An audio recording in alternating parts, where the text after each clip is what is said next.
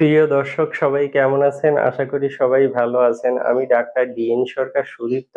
আজকে আপনাদের সামনে যে গুরুত্বপূর্ণ বিষয়টি নিয়ে কথা বলব সেটি হচ্ছে যারা দীর্ঘদিন ধরে অলিগোস্পার্মিয়া রোগে ভুগছেন এবং কোনোভাবেই এই রোগটাকে নিরাময় করতে পারছেন না। তো তাদের জন্য আমি একটি গুরুত্বপূর্ণ হোমিও মেডিসিনের নাম বলব।